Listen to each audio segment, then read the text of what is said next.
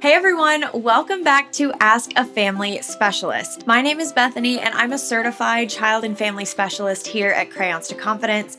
I have research published in social and emotional development, 2 degrees in childhood and family development and early childhood education. I've spoken at numerous childhood mental and emotional health conferences, and today I'm here to talk to you about bullying versus conflict. Today's question comes from Anna K.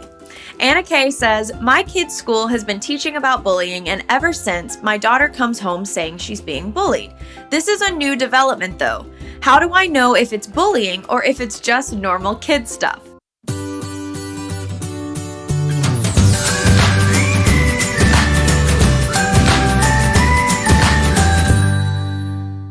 Great question, Anna K. In fact, back while I was teaching kindergarten, this is a question that I got almost every single day. So I'm really glad that I get to speak about it here on Ask a Family Specialist. In order to fully understand the answer to this question, we first have to understand the true definition of bullying versus conflict. Conflict is defined as a serious disagreement, argument, or basic incompatibility, whereas bullying is defined as a repetitive, ongoing intent to cause active harm, intimidation, or to coerce someone. So ultimately, the difference between conflict and bullying is the intent, the severity, and the repetitiveness at which it's happening. And as parents, it's important for us to realize that conflict in isolation does not cause active harm. It may be intimidating, but the other person might not be intending to intimidate. And that's a very subtle difference. And speaking to the repetitive piece, some conflicts can go on for a really long time if they are not communicated about effectively. Long story short, your child has to communicate and try active problem-solving techniques in order for conflict to resolve. Whereas bullying is an actively harmful experience that's going to continue regardless of what your child does, whether they communicate or not,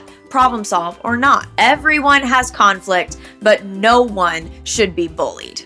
But if your child is like Anna K's and they attend school or daycare or some other type of social setting that you are not present for, it can often be difficult to understand the difference. Sometimes it's difficult to understand the difference even when we are present. But when we're getting information from our kid and our kid alone, that doesn't really leave a whole lot of information for us to be working with. So we have to play detective. Here are a few things you can do to figure out if your child is being bullied or if it's just basic conflict. The first strategy is to ask for specifics. In case you haven't noticed, children love to tell stories in big, generalized, sweeping statements. And this is because they're waiting for a reaction from you. And they're probably going to give you bits and pieces of information depending on how you are responding to them. Adults do this too. It doesn't mean your kid is a bad kid. It's just something that I want you to be aware of for this specific strategy. If your kid comes home and says, I'm being bullied at school,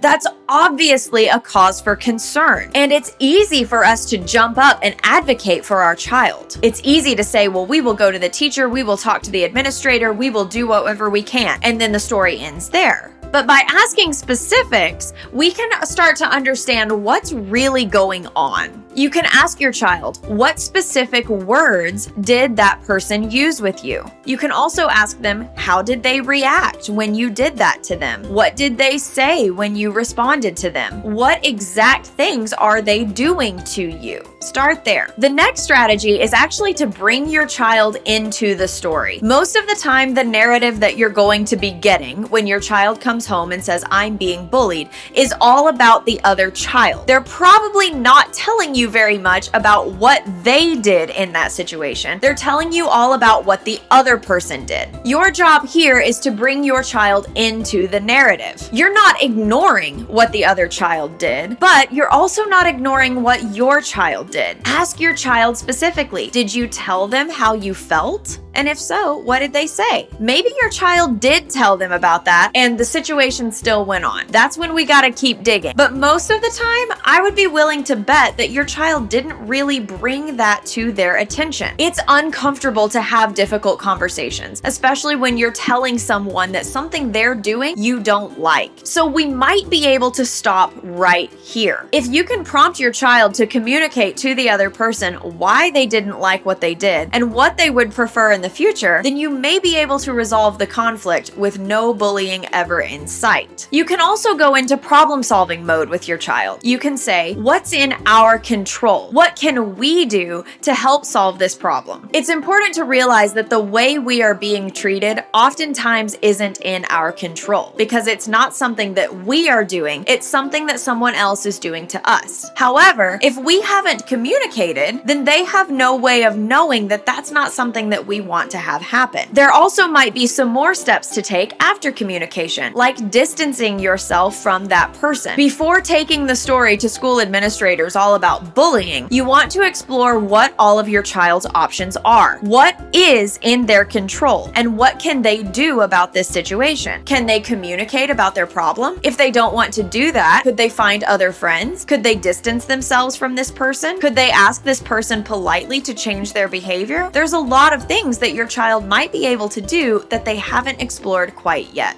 But if the conflict still isn't resolving, now your red flag can start to go up. It's time to recruit some help. Ask your child's teachers, caregivers, and even their other friends if they're a little bit older what their experiences are. We all know there's two sides of any story, but oftentimes there's multiple narratives that can be going on. Your child might be experiencing a situation one way, while other children are experiencing it a different way. Likewise, their teacher and other caregivers might be perceiving things differently. So it's important to have all those narratives before you work on a plan of action. But if those viewpoints aren't helpful, it's time to pull out the big guns. Visit the environment yourself. Take an afternoon off work and go visit the classroom. Go to the park. Go to the daycare. Watch the cameras if they have them. See for yourself what is going on and why your child thinks it might be bullying. Maybe it is active bullying and you need to step in and make the school aware of it. But most of the time, it's probably not. And knowing exactly what's going on can help you decide what your next course of action really needs to be. Do you need to focus on communicating so your child can resolve conflict? Or is there another path that might be more beneficial to the situation that you have now seen? Remember, everyone has conflict, but no one should be bullied.